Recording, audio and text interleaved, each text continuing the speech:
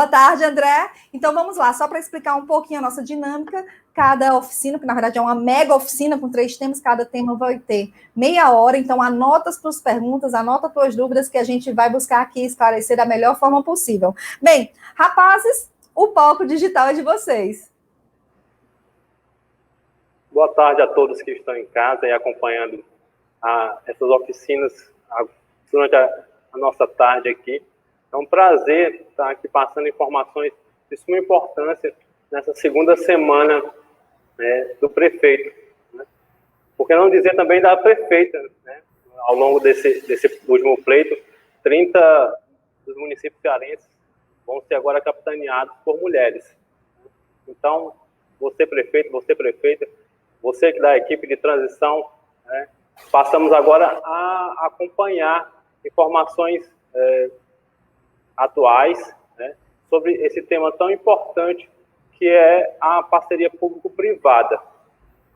Então, fique bem atento aí às informações que vamos agora passar. A gente sabe que se você está de posse de boas informações, bons estudos, muitas etapas vão ser queimadas e você vai obter logo o sucesso na sua administração. Vou compartilhar aqui a apresentação. Coube a gente aqui apresentar o FEP Caixa, que em linhas gerais é um fundo de estruturação de parcerias público-privadas. Você da equipe de transição aí, que tem mais tempo acompanhando os contratos de repasse, né, há de concordar comigo que os recursos OGU estão, por conta da situação econômica do nosso país, estão menores. Né? Posso até dar um exemplo de um município que eu acompanho aqui na zona metropolitana de Fortaleza, que na legislatura passada o prefeito herdou 25 contratos OGU para tocar e finalizar, e agora esse novo prefeito só tá com 7 operações. Então você vê, de fato, a diminuição dos contratos de repasse, mas isso se deve à conjuntura econômica. E a gente sabe muito bem que os nossos municípios, eles vivem e dependem muito desses repasses federais e estaduais.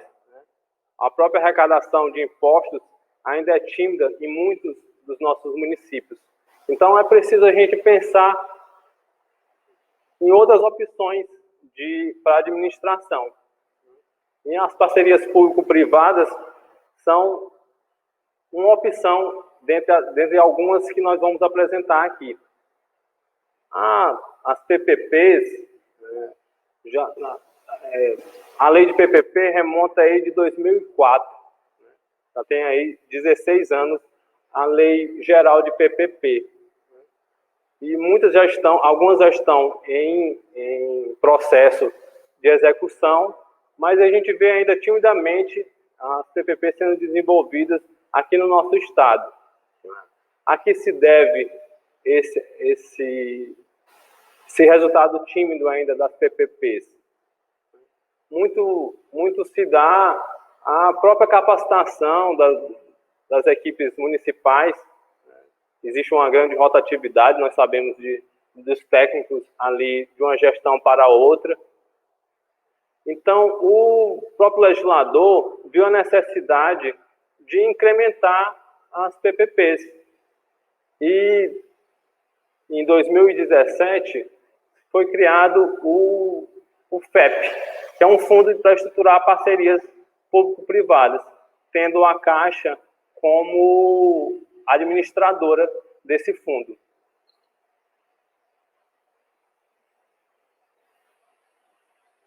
O decreto que criou o FEP é o 13.529, né? E o decreto que coloca a Caixa como administradora é esse 9.217. Depois você baixa essa legislação, né, e dá uma estudada mais a miúde no conteúdo. Alguns campos prioritários foram eleitos por nosso legislador para o desenvolvimento, né? É mais fácil a PPP se desenvolver devido a algumas características, né? Nós temos a área dos resíduos sólidos, a área do saneamento e a área da iluminação pública, né? Essa a gente vai detalhar com mais cuidado aqui na nossa apresentação, como um campo fértil para PPPs. Como é que funciona o fundo, né, o FEP? Existe um aporte do governo federal, do Tesouro, para estruturar esse fundo, e esse fundo também pode receber aportes de organismos internacionais, né, que procuram desenvolver a infraestrutura, né, em países. É o caso do Banco Interamericano, um parceiro também do FEP. E esse fundo ele se retroalimenta. À medida que as licitações acontecem, o parceiro privado desembolsa o recurso de volta para o fundo. Isso vai gerar novos projetos em desenvolvimento. Como eu disse, a Caixa é responsável pelo esse assessoramento, né? E a gente está aqui para mostrar muitas iniciativas já exitosas da Caixa. Como é que funciona? Através de um edital, de um chamamento público, nós vamos... Até agora tivemos dois, um em 2018 e um em 2019. Os municípios se habilitam ali para poder estar participando e ser selecionados para participar do FEP. Você podia me perguntar, todo município pode estar participando do FEP? E está fazendo jus a esse montante? Bem, nos primeiros editais, existia uma limitação da populacional. No caso, 100 mil habitantes. Municípios com 100 mil habitantes poderiam estar se capitaneando aí para participar do edital da iluminação pública. Vamos tirar aqui como exemplo. Meu município é pequeno, não chega a essa quantidade de população. Como é que eu faço então? Não cabe a mim participar? Bem, se você se consorciar com outros municípios de sua região, ou até mesmo se já tiver um consórcio ali, mesmo que em outra área, sendo em execução, você pode estar ali pleiteando uma vaga no chamamento público.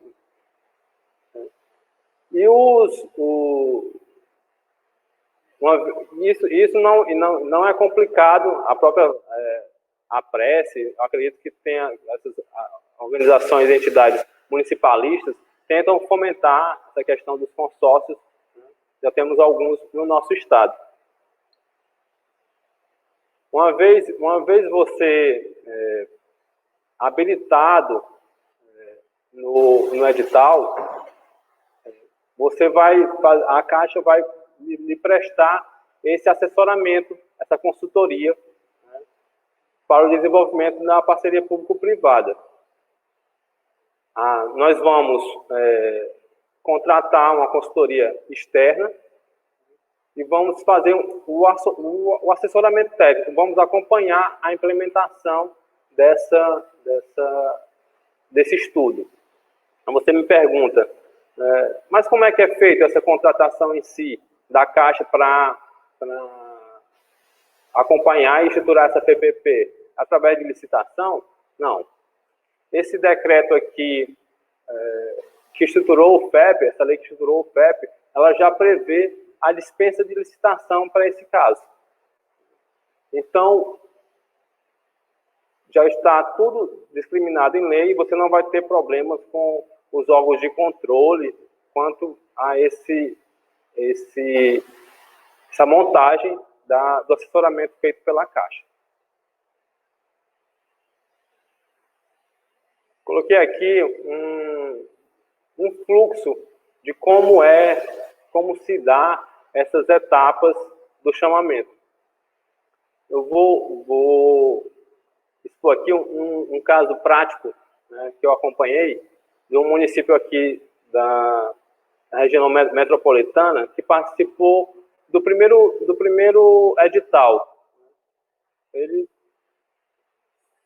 preencheu a proposta lá, não é complicado preencher a proposta lá no portal do FEP, não é complicado, são informações básicas do dia a dia de quem trabalha e milita nessa área da iluminação pública. Né? Você não vai ter dificuldade de estar preenchendo a proposta. Mas esse município em si, ele não foi habilitado. Por que ele não foi habilitado, Hermenegildo? Qual foi o problema, à época, para esse município não ser habilitado? Ele não estava regular com aqueles limites da Lei de Responsabilidade Fiscal. Isso tudo é visto. Mas esse município não desistiu. Ele fez o dever de casa e no edital seguinte ele conseguiu ser habilitado. E é um dos que a gente pretende iniciar a modelagem e a estruturação da PPP agora em 2021. Então não é todo caso de sucesso. Bem, mesmo o insucesso lá do primeiro caso, por ele ter participado do primeiro edital, serviu de bonificação e de pontos extras para o segundo edital. Então, mesmo que você... Eu falo, ninguém se compromete em participar dos editais de chamamento público. Você não tem que desembolsar de cara nenhuma contrapartida para estar ali participando do chamamento público. Então, vale muito a pena quando acompanhar e se habilitar lá. Porque mesmo nesse caso de um insucesso, essa sua tentativa, mais na frente, lhe renderá um bônus. Então, como funciona? Uma vez ali eu habilitado, né, e dentro dos municípios eleitos, o FEP vai chamar para você assinar o contrato. É nesse momento, somente nesse momento, que o município vai desembolsar a contrapartida. E tem contrapartida, não é um fundo, não é um dinheiro governamental para desenvolver a PPP. Bem, nós trabalhamos com 3 níveis de contrapartida, né? 10, 50 e 100%. 100%? Como é que pode uma contribuição de 100%? Pode, se você quiser já não fazer jus ao recurso do FEP e contratar diretamente a Caixa Econômica. Mas, geralmente, os municípios entram com 10% de contrapartida. Lembrando que esse recurso ele vai retornar para o município na hora da licitação. É só um adiantamento e o próprio parceiro privado retorna com esse dinheiro da contrapartida para o município. Né? Como eu falei, essa contratação se dá por dispensa de licitação, tudo lá previsto na lei que criou o FEP. Você não vai ter dor de cabeça com os órgãos de controle. É feita a assinatura e a publicação do contrato. Aí só depois disso, da assinatura, o município vai ter 45 dias para estar integralizando a contrapartida. Depois disso, vai começar o trabalho da consultoria externa, consultoria de nível internacional. Geralmente, uma estruturação dessa feita pela Caixa Econômica, né? E nós trabalhamos com 3 a 4 consultorias, todas de renome. É o que tem sido desenvolvido nos projetos nossos. E claro que isso tem todo o assessoramento da Caixa Econômica, do nosso corpo técnico, né? Corpo técnico aí bem experiente. Você sabe que a Caixa tem no seu quadro engenheiros e arquitetos em grande escala, né, no Brasil aí, e muitos deles militam nessa área da parceria público-privada e por isso tem tido tantos casos de sucesso. Né?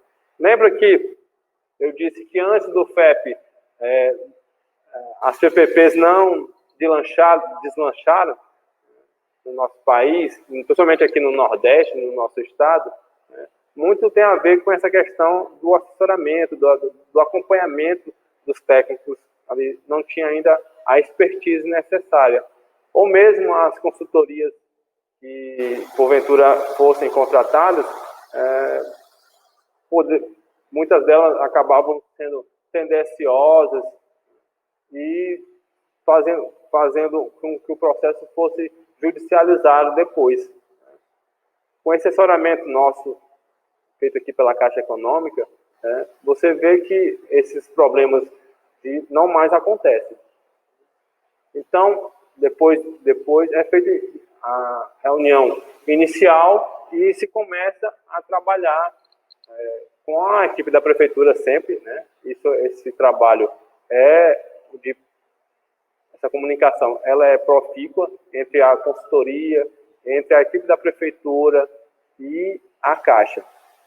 Lá no início do cadastramento, o prefeito ele tem que se comprometer a reservar uma equipe exclusiva para esse projeto, para acompanhar, para quando ele iniciar, de técnicos, de funcionários de carreira do município.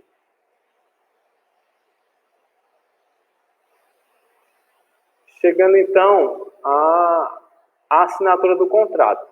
Esse é o momento que, após a licitação, né, nós acompanhamos todo o processo até a licitação. E, como eu disse, muitos desse momento, você tem que obedecer alguns critérios, né, para essa assinatura. E muito bem... O município não pode ter negativação nos cadastros federais, né? Tem que estar ali com os limites da LRF sendo obedecidos, né? E aportar a contrapartida, né? Que é sabendo que aquele resultado vai voltar para a conta do município, feito pelo parceiro privado. A sequência aqui da nossa apresentação será feita pelo nosso colega André Rocha. Fique com ele a partir desse momento. Boa tarde a todos que nos assistem. Continuando aí a apresentação sobre o FEP, né, que o Hermenegildo iniciou. Estamos aí nesse slide aí que ele mostra exatamente como é feito todo o processo de estruturação do projeto, né, para ser colocado em leilão na B3, no caso, para ser passado para a iniciativa privada, né, a parceria entre o público e o privado, entre o público e o privado. Então, nesse estudo, né, que inicialmente foi contratado entre a Caixa e o ente público, ele é composto de vários itens, né? No caso, a comunicação social, né? Então, assim, a Caixa fica responsável em comunicar os stakeholders, né? Que são as partes interessadas naquele projeto, naquela estrutura, em receber aquela concessão, né? Esse é aquele concessionário. Também existe a realização dos roadshows, de consultas públicas, né? Tudo a Caixa participa, né? Capacitando as equipes da prefeitura, né? Tem a parte de engenharia, né, onde são definidos o CAPEX, né, que é o investimento que vai ser feito durante o processo o tempo de concessão, e também o OPEX, né, que são os serviços que vão ser realizados, né, a operação, a manutenção do parque, no caso aí, podemos trazer para a realidade de iluminação pública, né, o parque de iluminação pública, né.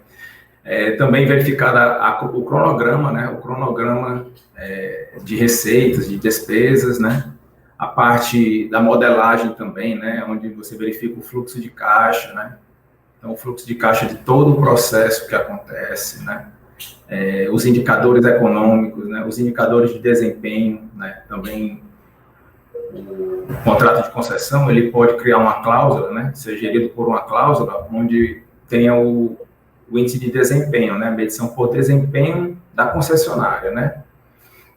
Além disso, tem análise jurídica, né? Então, hoje a Caixa, vendo a importância da parceria público-privada, né, para o Brasil, né, que hoje precisa investir em infraestrutura, né, no mínimo 5% do PIB, né, hoje em dia, que hoje hoje o Brasil investe em média de 1,5%. Então, é muito aquém do que realmente precisa ser investido a nível de infraestrutura, né? Então, assim, o cenário futuro, é isso, presente está sendo esse, né?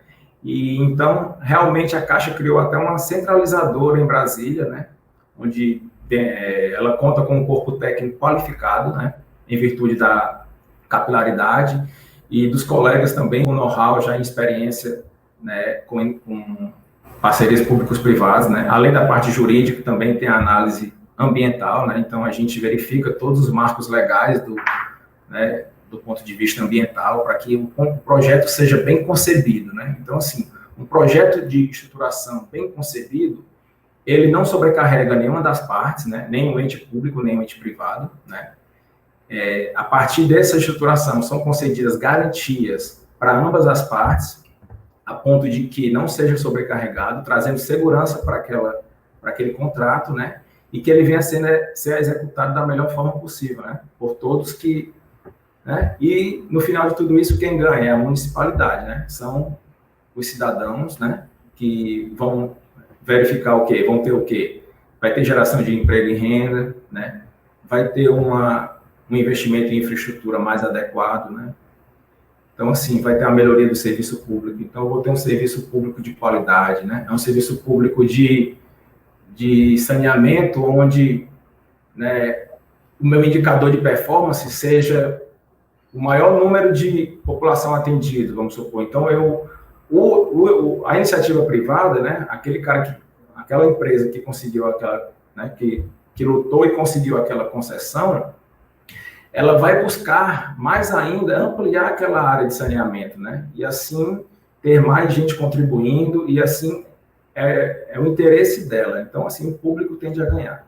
E trazendo para a parte de iluminação pública, nós podemos ver a questão da redução da segurança, do aumento da segurança, né? Então, assim, umas vias são mais iluminadas, afasta práticas delituosas, né? E vamos aqui para o próximo slide, tá? E, assim, esse slide ainda, eu quero reforçar a questão da elevação da taxa de sucesso. Mais na frente, em outro slide, eu vou mostrar os projetos de PPP, do ponto de vista de iluminação pública, que já tiveram a taxa de sucesso enorme, considerada na Caixa. Já foram cinco concessões, né, em diversos municípios, né, inclusive algumas capitais, e tem uma previsão de mais duas sendo colocada a leilão no primeiro trimestre de 2021. Nesse ponto aí, agora nesse slide, né, eu trouxe um escopo, né, da PPP de iluminação pública, né? Essa de iluminação pública, que ela é um dos alvos, né? Então, assim, o projeto de PPP, né, a estruturação, o projeto de concessão, ele envolve a modernização, né? Então, são aquelas trocas de lâmpadas de vapor de sódio, vapor de mercúrio, né, antigas, né, lâmpadas quentes, né, substituídas por lâmpadas de LED, né? Além disso, tem a substituição de troca de braços de lâmpadas, né, objetivando sempre o atendimento à norma de iluminação pública, né. Aqui também eu posso trazer para vocês a telegestão das principais vias, né, das avenidas, né, que são o quê? A telegestão, ela é referente à gestão associada à iluminação pública. Então, assim, eu posso, através da iluminação pública, da lâmpada ali, instalada naquele poste, fazer uma telegestão, controlando a coloração da lâmpada, né, em virtude, até mesmo, por exemplo, um novembro rosa ou um outubro azul, eu posso mudar a coloração daquelas lâmpadas, né, ou então um setembro amarelo, entendeu? Fazer alusão a isso. Em países hoje de primeiro mundo, a gente verifica muito também a questão de propagandas sendo projetadas em refletores, em iluminações públicas. Então, assim, é um projeto bem inovador, né? Tem também iluminação pública especial, que são nos parques, né? Parques e monumentos, né? Que também tem monumentos, muitos monumentos nos municípios que merecem um destaque especial e a iluminação pública pode trazer isso, né? Tem um centro de controle operacional, né? Que são os controles que podem ocorrer, né? Call centers, né? E a Smart City também, né? Questão de vídeo monitoramento, né? Fornecimento de Wi-Fi, até mesmo pela faixa de iluminação pública, né? Além disso, podemos contar com a expansão da rede. Então, assim, os projetos estruturados pela Caixa, né, eles contam com uma determinada expansão anual da rede. Então, é definida a quantidade de número de pontos que devem ser expandidos durante o ano, né? Além disso, tem a operação e a manutenção que fica a cargo da concessionária, né? Tudo isso, geralmente os prazos de concessões que a Caixa tem chegado são 13 anos, né? Então, depois desse parque todo expandido, operado, né, mantenido pela iniciativa privada, ele é revertido à prefeitura. Então, a partir daí, a prefeitura, ela define se ela quer continuar, né, com a concessão, né, ou renovar a nova concessão, ou então, ela mesma assume para si esse escopo, né, e continua, e passa a ser responsável pelo parque de iluminação pública, né. Por que o prazo de 13 anos, né? Podem me questionar, né? Esse foi o prazo que a equipe da Caixa, né, com a experiência que teve, a expertise, né, definiu, entendeu? Porque, assim, hoje nós sabemos que a tecnologia, né, ela se renova, a legislação muda muito rápido, né? Então, assim, jurisprudências surgem hoje, amanhã já são novas jurisprudências. Então, assim, 13 anos a gente chegou com, além também da questão da lâmpada, né, do período útil da lâmpada, né, LED, ela é em média esse período de 12, 13 anos, né? Então, assim, o ciclo de vida da lâmpada, né? E então a Caixa estruturou os projetos dela nesse período de 13 anos, até porque, assim, não deixar um período de tão longo prazo, né? 20, 25 anos, né? A gente acredita que seja muito longo prazo. E, assim, de 13 anos, a prefeitura decide se ela quer continuar com a iluminação, mediante contrato de concessão, ou então ela absorve para si esse escopo da iluminação pública. E aqui são as vantagens para o município, né? Eu fiz questão de trazer essa tela para vocês, né? Esse slide aqui, reforçando a expertise da Caixa, né? Então, assim, e a capilaridade, né? Hoje estamos presentes na grande maioria dos municípios, né? A Caixa tem, né? Tem a figura do representante Caixa, que ele atende os municípios, da Gigov, né, que é uma parceira do município, né? Então, assim, a Caixa trabalha como uma parceira do município, né? Então, é importante frisar isso aí. E onde tem o nome da Caixa, a gente está associando a qualidade, a gente está associando a visibilidade, né? Vocês vão ver mais à frente o quão foi acirrado esses leilões, esses pregões que tiveram de iluminação pública. Exatamente por quê? Porque o setor privado, ele enxerga, ele vê ali que o nome da Caixa está presente na estruturação. Então, ele enxerga como um ponto positivo, e muito positivo.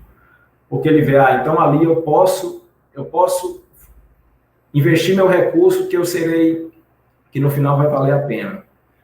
Entendeu? Então, assim, é diferente de uma concessão que beneficiou determinado grupo, né, que não vem à tona comentar, mas, assim, o que importa de aspecto fundamental é exatamente a visibilidade e a qualidade dos estudos da Caixa, né? Além disso, também podemos citar a questão da previsibilidade de receita, né? Então, assim, o município, ele tem a COSIP, né? A taxa de iluminação pública.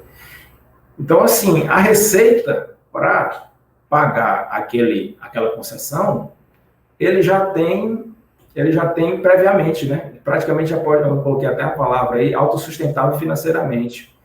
E, assim, o estudo da Caixa, a estruturação, ela parte a partir da COSIP atual. E em virtude do desconto que há, né, do deságio que há nos leilões, fica uma margem mais favorável ainda para que o município não se desgaste com a eventual necessidade de aumentar a COSIP, né? Então, assim, vale muito a pena citar isso, né? Porque o gestor público, ele não vai se preocupar com isso. A Caixa vai fazer o papel, vai estruturar, entendeu?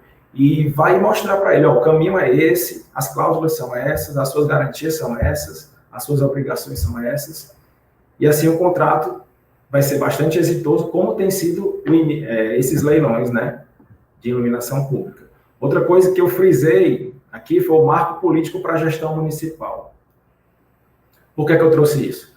Os prefeitos eleitos, né, eleitos e que vão começar a gestão agora em janeiro de 2021, eles podem, através de um contrato desse, com o FEP, contratou em 1 ano e 1 ano e meio, já está iniciando a troca de lâmpadas, entendeu? Já existe um contrato de concessão.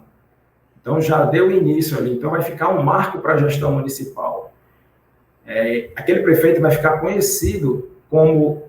Mas foi ele que iluminou aquele bairro, ele que ali não tinha lâmpada, chegou ali, aquele monumento, né? A sede da prefeitura hoje é iluminada de uma forma diferente. Então, são aspectos e vantagens que muito importante para o município, né? Tem a qualidade dos projetos, né? Que eu já comentei aqui bastante. Suprir as dificuldades da prefeitura, né? Às vezes, geralmente a prefeitura tem a dificuldade em ter o corpo técnico adequado, que conheça, que tenha expertise para estruturar uma concessão, né, de um porte desse. O suporte na interlocução com os órgãos de controle. Então, a Caixa faz todo esse meio de campo, né, com os órgãos de controle, tribunais de contas, né. A estruturação de garantias, trazendo segurança para o contrato e para ambas as partes. Não tem ônus excessivo, então, não existe ônus excessivo para a parte pública nem para a parte privada, né. A financiabilidade e a atratividade do projeto, né. Então, assim, o mercado, ele fica receptivo. Então, quando ele vê a Caixa envolvida, é receptivo, então é competitivo para o mercado. São de 10 a 15 participantes por cada leilão desse. Então, assim, a briga é acirrada, entendeu? Existe uma agressividade do setor privado na busca por isso, né? Além disso, tem um melhor compartilhamento dos riscos, né? Então, equilibra as obrigações de cada ente, né?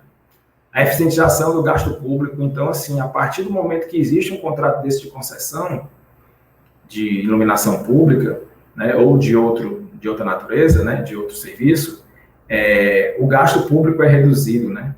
A redução do consumo também de energia numa lâmpada de LED é em torno de 60%, né? Então, assim, é muito bom, a eficientização é muito grande, né? As melhorias urbanísticas, né, valoriza mais o urbanismo, né, da cidade, fazendo com que ali atraia mais investidores, né? E o último ponto que eu estou citando aqui é a gestão do contrato por desempenho. Então, nesse quesito, vale a pena citar a figura do verificador independente, é uma entidade privada contratada, né, para aferição do desempenho da concessionária, né? Que a remuneração da concessionária vai ser com base nesses indicadores de desempenho. E desses indicadores de desempenho, podemos trazer o quê? A questão do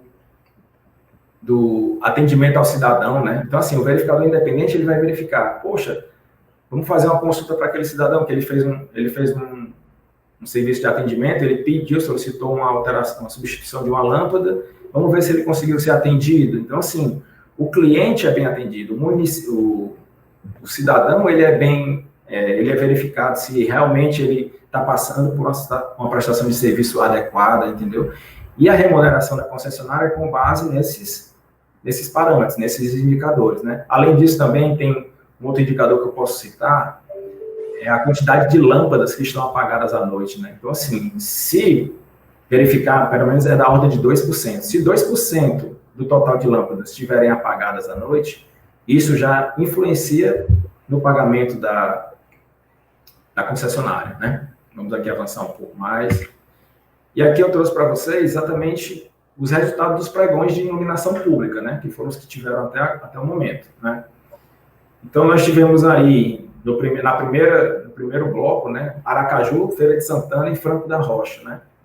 Aí eu fiz aí em média, a população atendida, né? A quantidade de pontos de iluminação pública, a quantidade de pontos para expansão anual, né? Que é previsto no contrato. E você verifica aí também, na coluna aí, de número de participantes, né? Você vê que é acirrado, né? Assim, não participa só 1, 2 participantes, nem 3. Então, assim, o mercado privado, ele está vendo isso aí, ele está com apetite para isso, né? E o apetite mais ainda se demonstra nesse deságio aí, né? Então, assim, você vê que a economia para o município tem sido muito. Você imagina um projeto ser estruturado, né? Num total de COSIP, onde seja X e você tem um desconto no deságio de 58% dessa COSIP, né? Então, a contraprestação aí ficou na ordem de 744 mil, nesse primeiro caso de Aracaju, né? E aí a meta de eficientização, né? Que fica em torno de 60%, né? Depois dessas três, tivemos recentemente a de Belém e a de Sapucaí do Sul, né? Sapucaí do Sul é um município menor, né? Mas que também conseguiu um deságio da ordem de 50%, né? E ainda está previsto aí, para o primeiro trimestre de 2021, Campinas e Camaçari, né? Que estão na fase de consulta pública. Além disso, trazendo aqui para a nossa realidade do nosso estado, nós temos a FEP, né? A PPP de Iluminação Pública do Crato, né? Que essa está em fase de estruturação, já está em emissão de pareceres, né? Estudos jurídicos, tudo dessa monta, né? Vamos avançar aqui. E aqui são, né, uma foto que você vê realmente a qualidade que fica, né, um projeto de iluminação pública de acordo com a norma, né? Então você vê nessa, né, é uma premissa aí, no caso, a iluminação e uniformidade, né? Você vê que nessa figura que mostra o antes, né? Você vê na rua, na avenida, como se fosse uma espécie de zebra, né? Você vê partes brancas, partes escuras, né? E isso é totalmente desgastante para um motorista, né? No momento que a pupila dele vai se dilatando e vai contraindo à medida por parte da iluminação, né? Então, assim, você vê que tem pontos escuros na calçada, né? Você observa que realmente é um projeto a desejar, né? Enquanto na foto ao lado, você vê toda a uniformidade ao longo da avenida. Se você seguir a sua vista, né, o seu olhar na avenida, você vê que ele está praticamente uniforme, né? Você vê que a calçada está iluminada. Então, assim, você vê que esse projeto é adequado, né? É um projeto, e esses são resultados do projetos estruturados pela Caixa.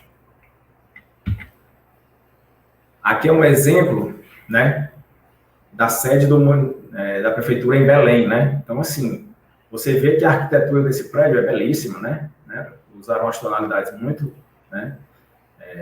Muito bonito, né? E assim, e nada como uma iluminação adequada para poder valorizar mais ainda esse monumento, né?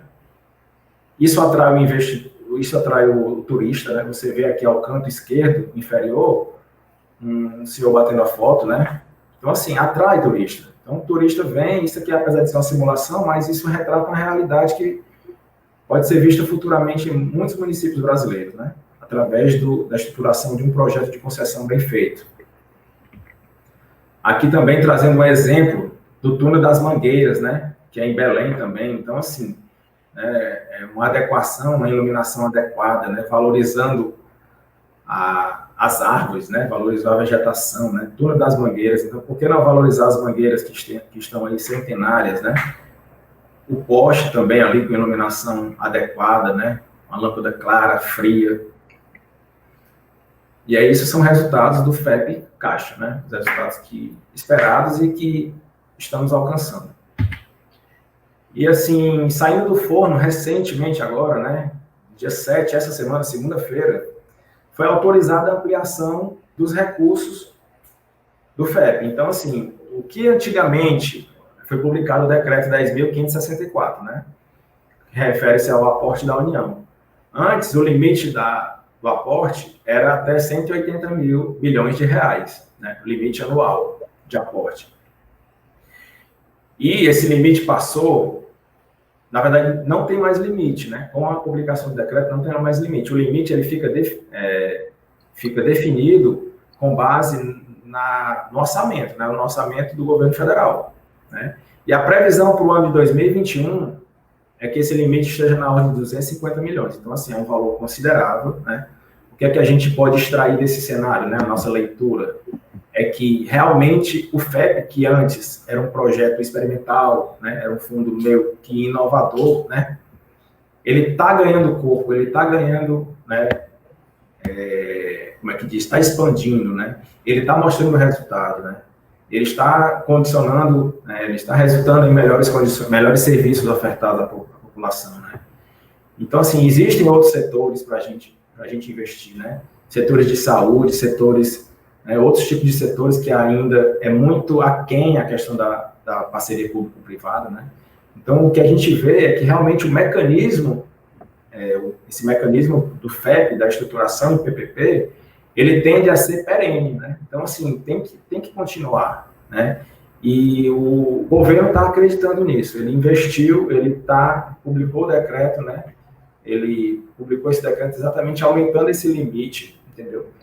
A previsão é 250 milhões, mas não há limite. Se houver sobra no orçamento, esse limite pode ser ampliado, entendeu? Isso é a previsão que a Secretaria de PPI, né, passa nas notícias aí veiculadas na mídia, né? E é isso, gente. Espero que vocês tenham, né, gostado aí da apresentação. E é isso.